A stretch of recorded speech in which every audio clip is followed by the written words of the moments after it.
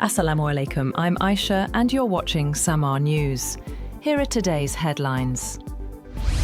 President Donald Trump has posted a Christmas message on social media mixing holiday greetings with political attacks. Writing on Truth Social, Trump criticized political opponents while highlighting economic growth, stock market gains, tariffs, and what he called renewed global respect for the United States.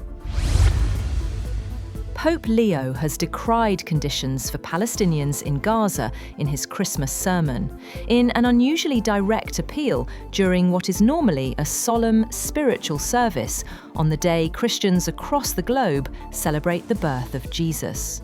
Leo said the story of Jesus being born in a stable showed that God had pitched his fragile tent among the people of the world.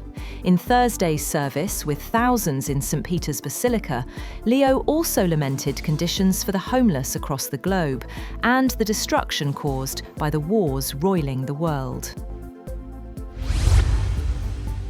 Turkish authorities claim to have arrested 115 suspected Islamic State members accused of planning attacks during Christmas and New Year celebrations. Prosecutors said police raids across Istanbul targeted plots aimed particularly at non-Muslims, with weapons and ammunition seized.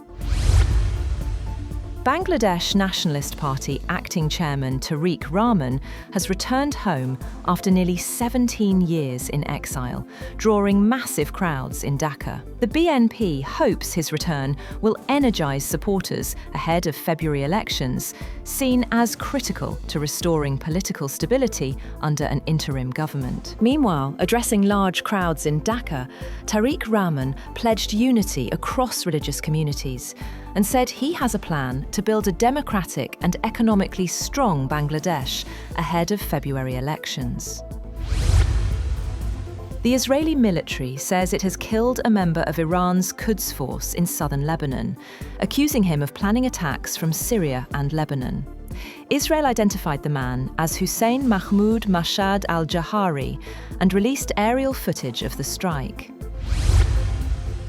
Countries including Britain, Canada, Germany and others have condemned the Israeli Security Cabinet's approval of 19 new settlements in the occupied West Bank, saying they violated international law and risked fueling instability.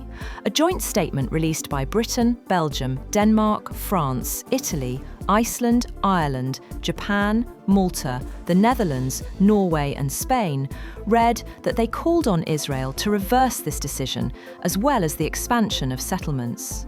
Israeli Foreign Minister Gideon Saar rejected the statement in an X post, saying the decision aimed to help address security threats faced by Israel.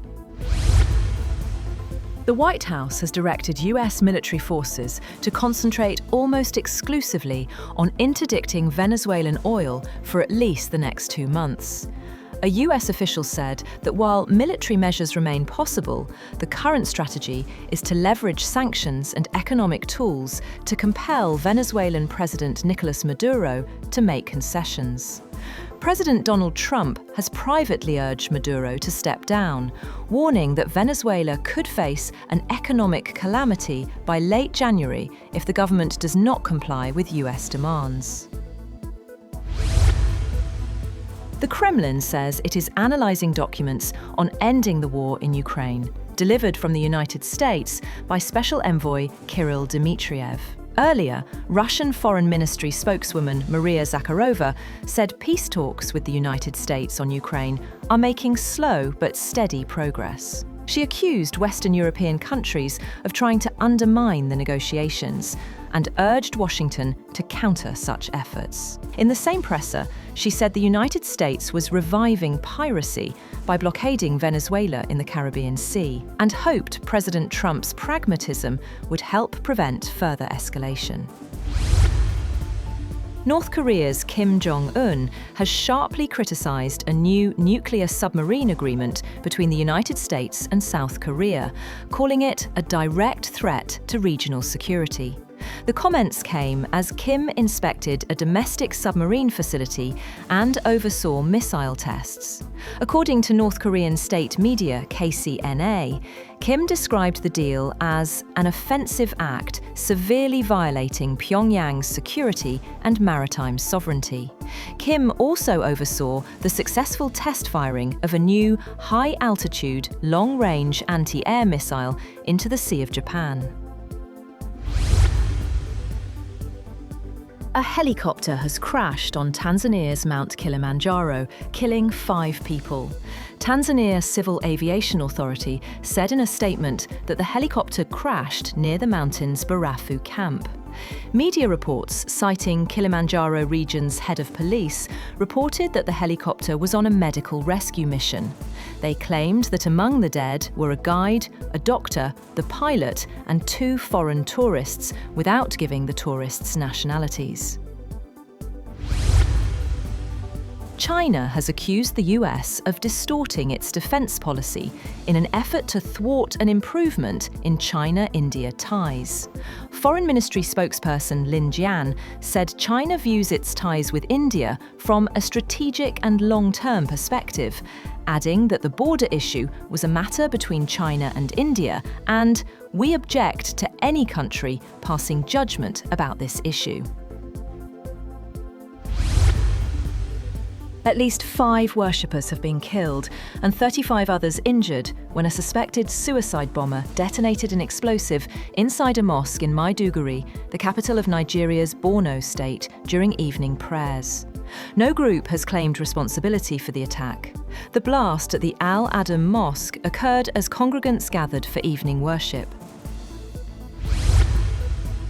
The US Justice Department has found more than 1 million more documents potentially tied to convicted sex offender Jeffrey Epstein, delaying a full release for weeks while officials redact details to protect victims. In a message shared on social media, the Justice Department said more than 1 million additional documents potentially related to Epstein had been uncovered by the FBI and the US Attorney's Office in Manhattan, without elaborating on when or how the documents were found. That's all for now. For more updates, visit www.samaa.tv. Thank you for watching Samaa News.